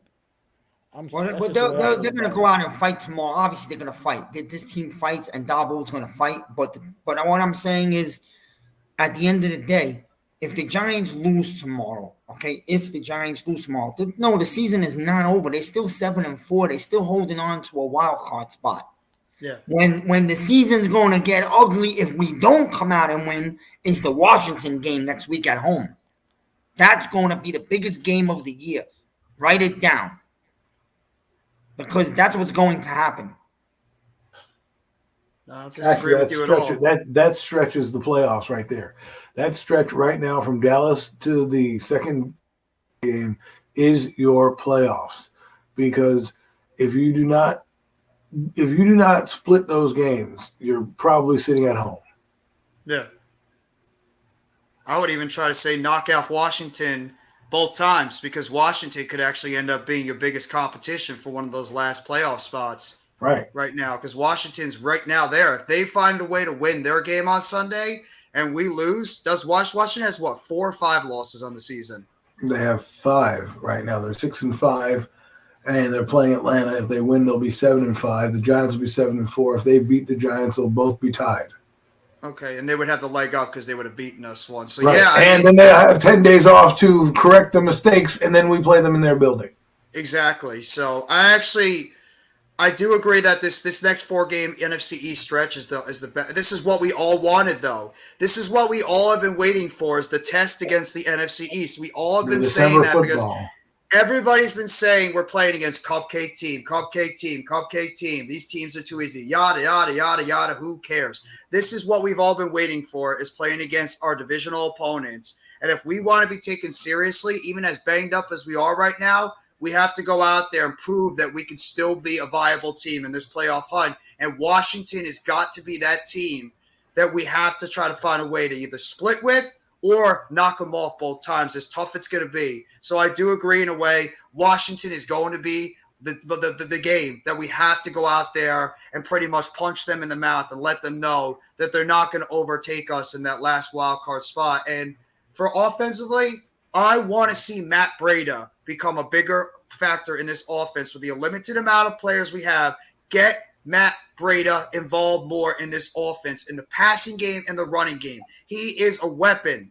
He is a guy that can be a factor for us in this game. Get Matt Breida involved. He has speed.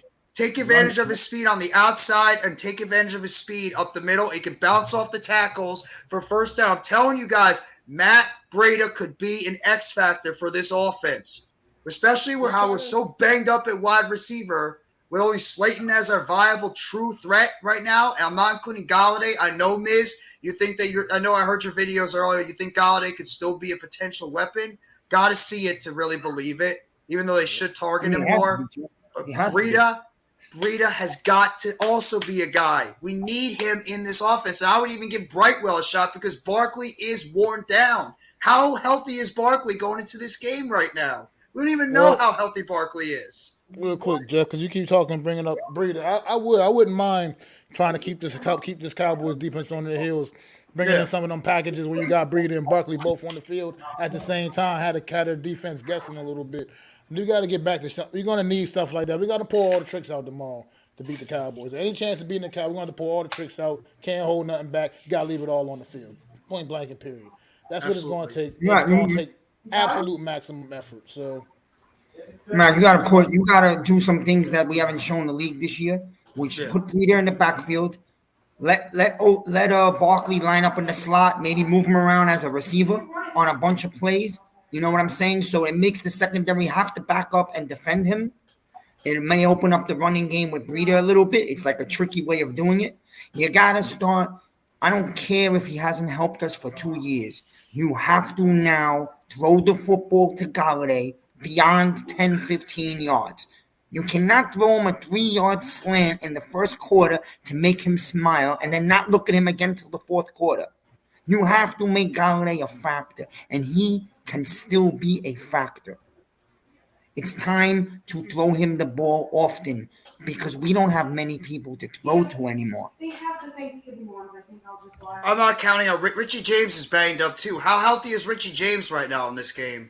And I understand you don't trust Breida authentic, but Breida is a factor in this offense because of his speed. And out of all those guys, Breida's probably the healthiest because he hasn't been used a lot. Why not try him out there on this offense? What is there to lose? He's a guy that can get the job done in the slot.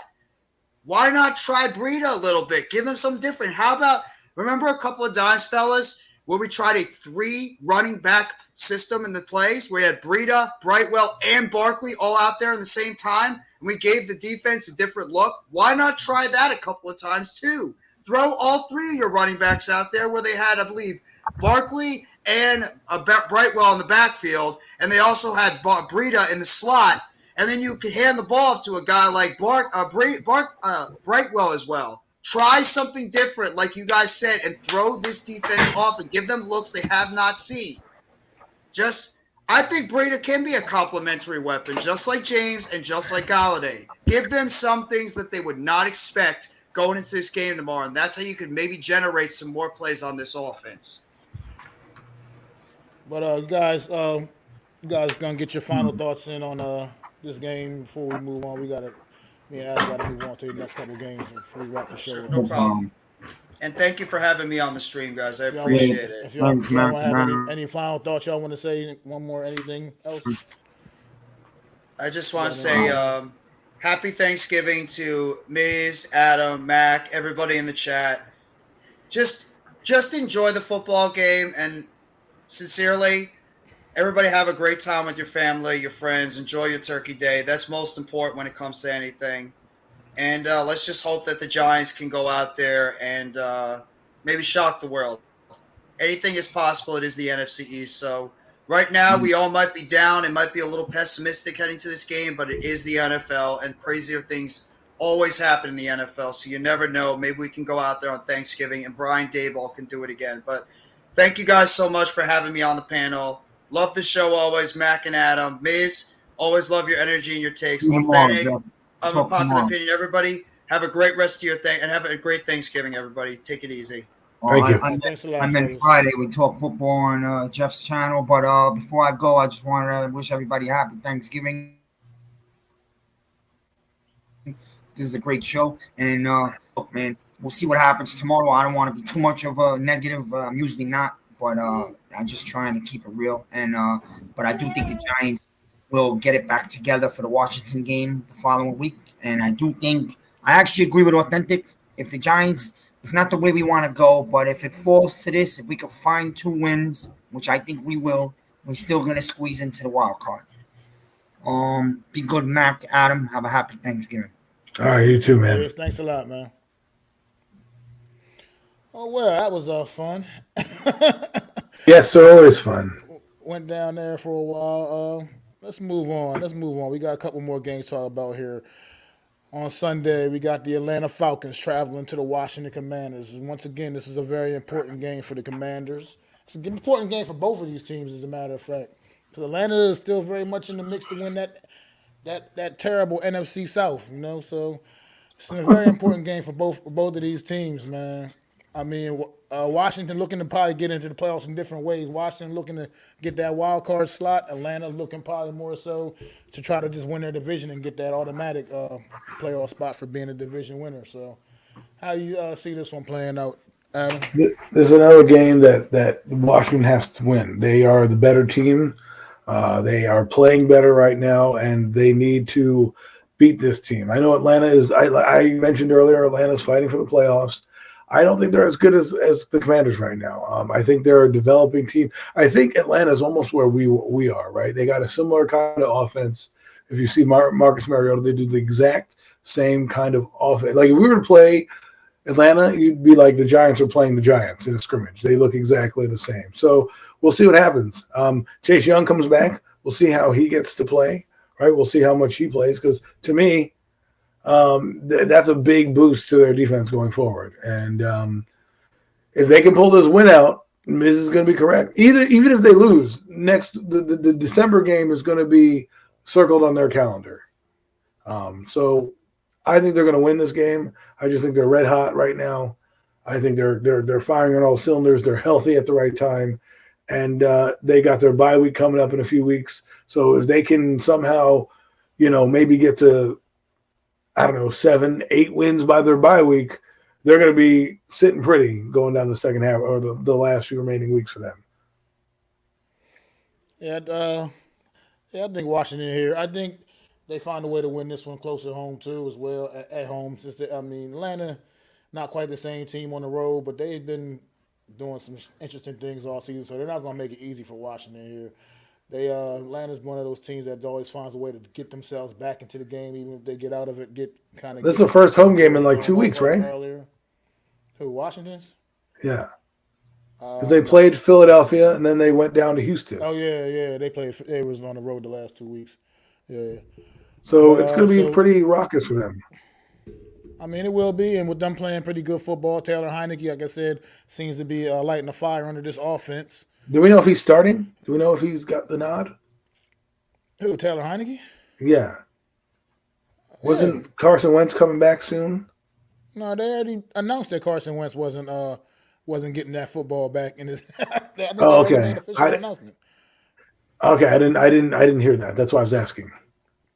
Yeah, they had. I'm pretty sure they had made an official announcement about that already, and Heineke is the guy going forward the rest of the way right now, unless barring injury. So, I see 2 losses for them, but I don't see Atlanta as one of the losses.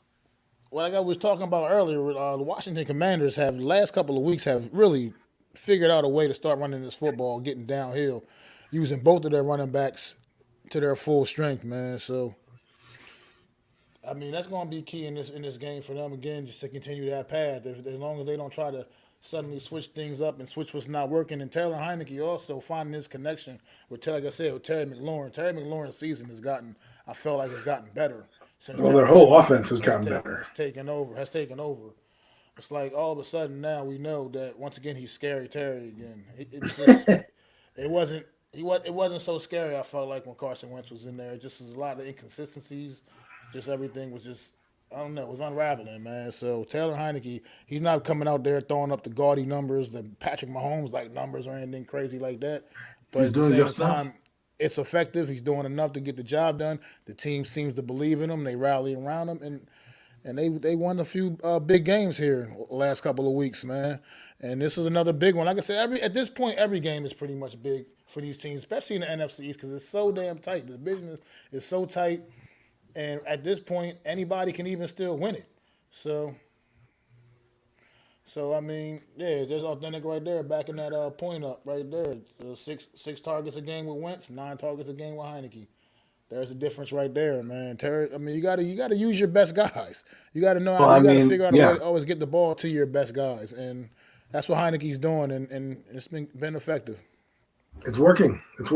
And their defense getting better is also helping them out. So I think we said that again. Once he went down, I know I mentioned it. You can go back and go to the show that was the next show that he was starting, and I said I think Taylor Heineke will help this team win. And I don't want to be right, but I didn't necessarily think I was going to be right. But it looks like that's what's happening. It sounds like that's what's happening according to people around the league. They are feeling a little bit better, and here we are. He's doing the smart thing. He's going to the best player in his receiving corps. Why wouldn't you do that, right? So let's see if we can get 9 targets to Galladay and pull something out that way. And the only thing I can say unfortunate in this whole situation with the Washington Commanders is they got that young quarterback Sam Howell back on the roster, and it's like now because Heineke's come in giving his team a spark and they're very much in the mix for a postseason spot. It's like now we probably don't have no chance in the world of seeing Sam Howell, because even in the event that Taylor Heineke went down. They're not going to go to Sam Howell if they're still No. very much have an opportunity. They'll go back to Carson Wentz for obvious reasons. And so it's unfortunate in a sense for that young man. It's like it's probably not likely to work out here because at this point you don't get a look at him this year. Not so sure if they're going to go forward with him. They'll just look to get somebody better in there and keep improving going forward in the offseason. But that's kind of unfortunate for him. But maybe he'll still get a chance somewhere else, or maybe in Washington still. You never know. He's going to be working at Walmart. He's going to be in the customer service department. But it just seemed like it's just kind of where you thought where he's one of those rookie quarterbacks we thought would definitely probably got an opportunity on the field this year. Well, It wasn't going to be so great. It doesn't seem like it's going to work out that way for him. Well, that's good for him, right? Winning team, we can sit back and learn. But if they let's say they tank the next 4 games, not tank, but somehow loses 4 in a row, it's not out of the realm of possibilities there as well. I mean, they're in the same boat. Washington. This will be my last point. They need to win 3 games. Well, they need to probably win. They need to probably win 3 games to get into the playoffs. If they circle the 2 giant games as part of their win total, that's what to me looks like their playoff path. If they beat Atlanta, they can beat the Giants. They do play Cleveland, but if they do beat the Giants twice, they'll have a shot at making it. Well, hopefully that won't be happening because we'll be hoping for that Daniel Jones magic against the Washington Commanders. That is the one team we can say he owns. If we can say he owns anybody in this league, we can say he owns the Washington Commanders. The burgundy and gold. That's what we're hoping. We can hope for that. We can hope for that same energy when we play them as well. But yeah, I like the Commanders in this one and a close one at home, man. I think Atlanta will play them tough, but I think Atlanta will come up short against the Commanders. The Commanders are on the roll right now. And then there's still one. And then there was one more Sunday Night Football. Now, who did the schedule this year, man? Because the Philadelphia Eagles, by my calculations, have like 10 every prime time game they played has been in Philadelphia. Why are they getting all their prime time games at home? They love Philadelphia. Why they don't never got to go on the road to play under somebody else's lights? They never do, man. They never do. You got Washington. Philadelphia and Green Bay. Obviously, good game. Obviously, I don't know. I'm Sunday Night Football in Philly. Eagles. I'm going to go on a limb. I'm going to do this. I'm jumping in, and I'm going to eat crow next week. Green Bay's beating Philadelphia. Oh. I don't know, man. I can't quite see it that way. I just can't. Tom, you came in the last second. I just can't quite see it that way because the Eagles, as we talked about, are just a very talented football team, and I don't know if Green Bay is going to be able to hold them off, man. I really don't think Green Bay's going to win either. They ran well. I get it. Like we mentioned earlier in the chat, they ran the ball very well against the Dallas Cowboys defense, and we all know the Eagles' weakness on defense is stopping that run. But I think they'll get improved play from Sue and Linval Joseph to do enough. Exactly. That may help shore that up a little bit for this Eagle defense. The additions of Linval Joseph and Dominic and Sue. We know they're not the same players they once were, but at the same time, they're still pretty effective. Dominic and Sue was still making plays a year ago. I want to see their secondary. Because this receiving core is not that great, but Watson has come on strong. So Watson has 5 touchdowns in the last 2 games, so that's something to look into. But this is an upgrade. He played against the Cowboys secondary too. It's not quite as good as the Eagles, but at the same time, this will be a test for that young man. He's looking like he's trying to turn that corner and become a star. He's been playing very, very well. But I still just think. Well, it always happens with Rodgers. It always happens with Rodgers. He finds somebody and makes somebody a star. Happened with Brett Favre. Happened with Rodgers. And watch, next year Watson's going to be an absolute stud. Green Bay's going to be back on top, and we're going to be like, "What the hell happened?" That could very well be the case. But right now, this year, they are not on top, and they've just been playing pretty bad football overall. As of late, other than that Cowboy game, they went right back to their losing ways a week ago. So I don't know. I don't see them. I just don't see them going into Philly on Sunday Night Football. I see Jalen Hurts just gashing them any which way he wants to, and I see it's going to be a long day for their secondary with A.J. Man, Brown and Devontae Smith and if they get 10 weeks, even 10 even wins. throw Quez Ugh. Watkins in the mix, man. I think it's going to be a long day. I think the Eagles. I can see the Eagles actually not only winning this game, but winning it in impressive fashion and blowing the Green Bay Packers out on Sunday Night Well, Football. there's got to have they have to have a couple more losses on the docket at some point. I don't know where they're Yeah, going to come from. they play us twice, brother. They still got to play us twice. I hope you're right, my friend. I hope you're right. I hope I'm right too. That's where them couple extra losses is coming from. They got two coming from New York, brother. No matter what, because it's always personal when we play the Eagles. That's just how I take it. Can't stand the damn Eagles. I can't stand them either. Shoot, but well, we will. they can't stand us. We got a couple weeks before we get there, and but yeah, I just don't see Green. I don't know. I don't see Green Bay having much of it. I think they keep coming back down to earth, and this season is just kind of just one of those seasons Aaron Rodgers is going to always want to forget, never even remember the 2022 season. Maybe one of the worst seasons of his career, not statistically necessarily, but just things going bad, going horrible for this team. They can't seem to get it together. They can't seem to get on track, and I don't see them having another big emotional boost like they did against the Cowboys a couple weeks ago. I just see them being, once again, a team that's just not better than the Eagles, and the Eagles are going to prove that and get the job done, like I said, in impressive fashion. What's going on, H-Town Cowboy? Happy Thanksgiving to you too, bro. We'll see. We talked about that extensively before you came in here, man. You can go back and check it out, man. But we'll see what happens tomorrow, brother. Good luck to you.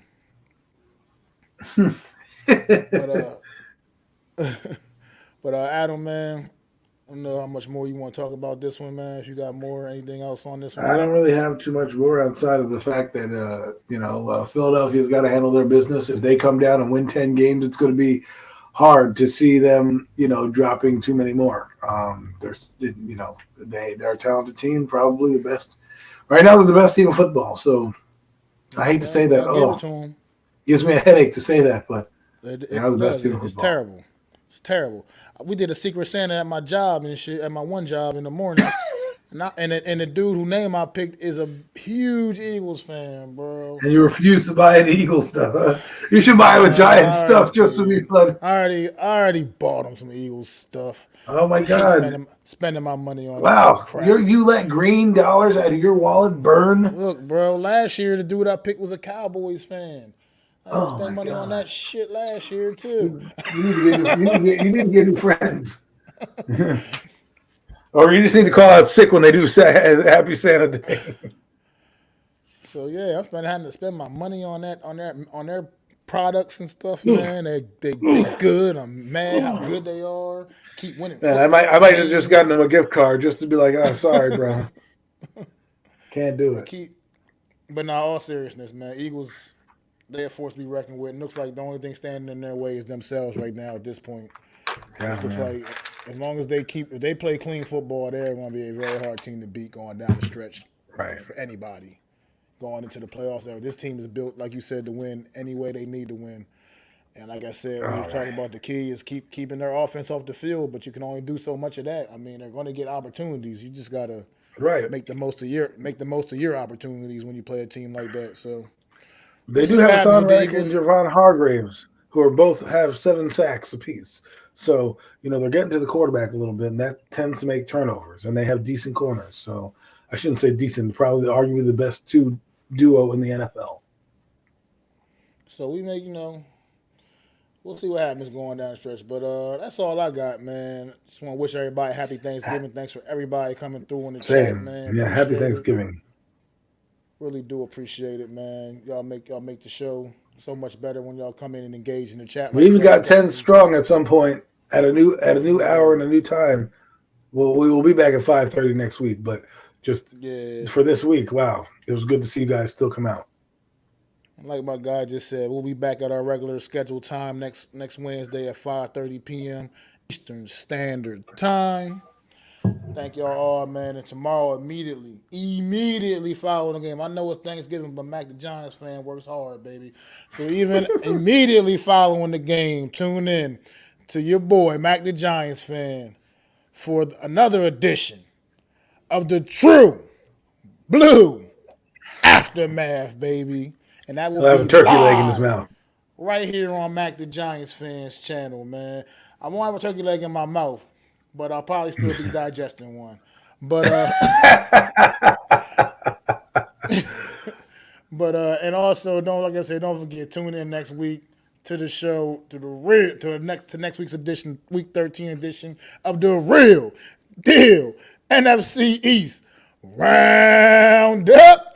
And make sure y'all show us a little bit of love. You like the stream, hit that thumbs up button on all platforms. Mine, Adam's, the Hardcore Sports Networks.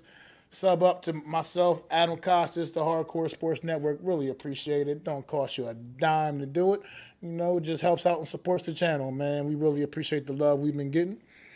And I'm about to enjoy a Mad Elf right quick as I pregame for what I hope is going to be a good evening. So you enjoy that. I'm Mac the Giants fan. This is my guy Adam Costas, man. Have a good night. Peace. I'd like to thank you all for listening. If you was feeling this, please take time to subscribe and smack them likes. Feel free to drop a comment. Let me know what you think. Don't forget to ring that bell so you know when I'm dropping new content. It's your boy, Mac the Giants fan. You can find me on Twitter, YouTube, and Facebook at Mac the Giants fan. That's MacDa Giants fan.